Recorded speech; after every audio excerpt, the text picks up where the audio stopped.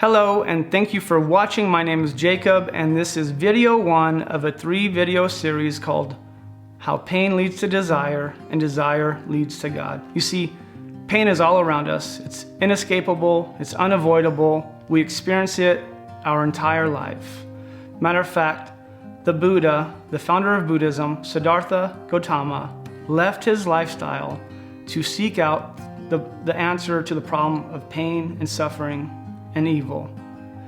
And you see it from birth to death. We experience it in sickness, in disease, in decay, in decomposition, tornadoes, hurricanes, hate, rebellion, divorce, assault, abuse, murder, war, racism. The list goes on and on and on. And it leaves you asking, why God? Why is this happening to me? Or why is this happening to my friend? Or why do bad things happen to good people?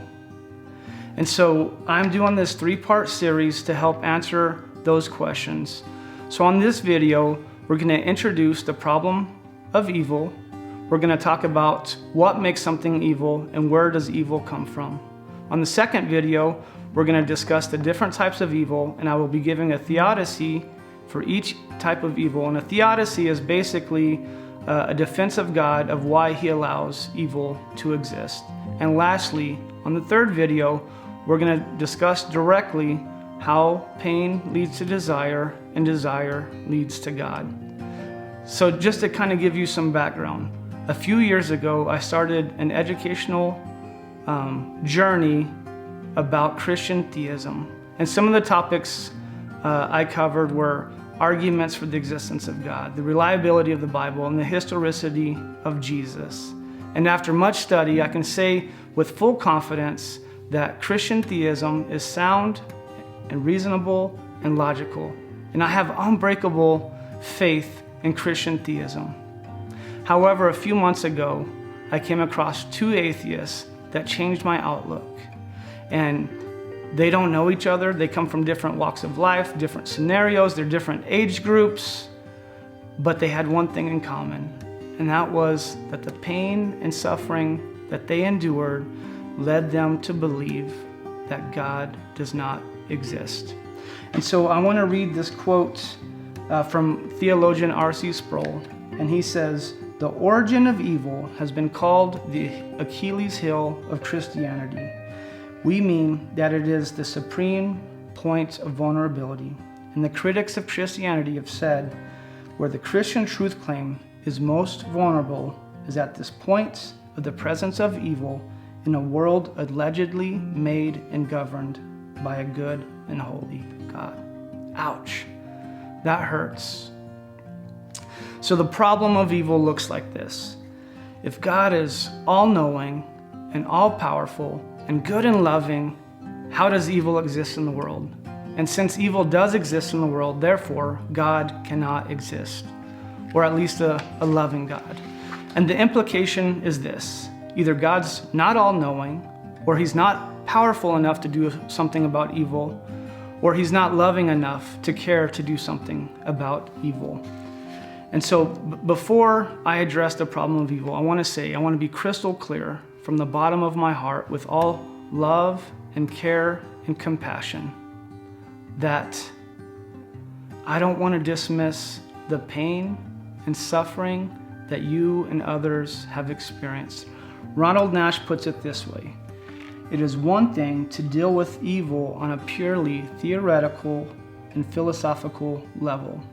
It is something quite different to encounter evil in a personal way. Sitting in a philosophy classroom and thinking about the problem of evil is obviously different from struggling with the news that a loved one has just died in an automobile accident. So again, I'm not trying to dismiss your pain or your hurt or the things that you've suffered. Moving forward, how do we know something is evil?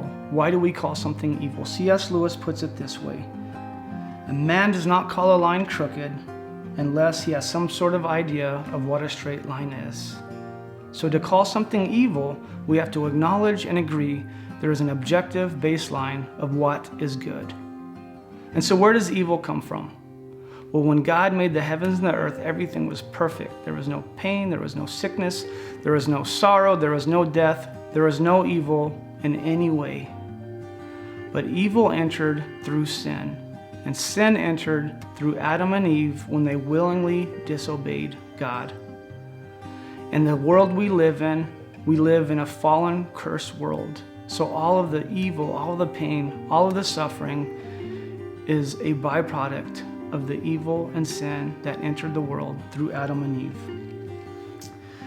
Romans chapter 8, verses 19 through 22 says, "For the creation waits with eager longing for the revealing of the sons of God.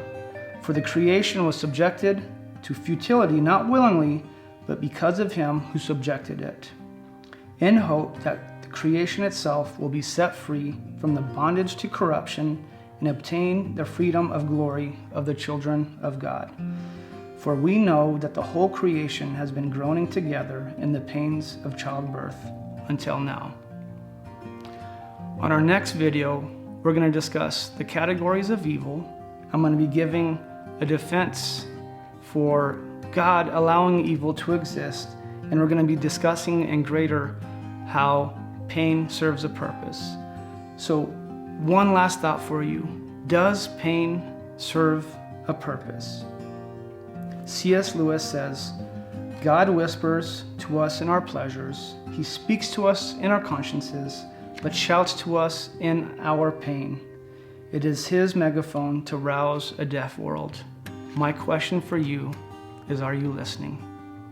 Thank you for watching, and I hope you tune in for video 2.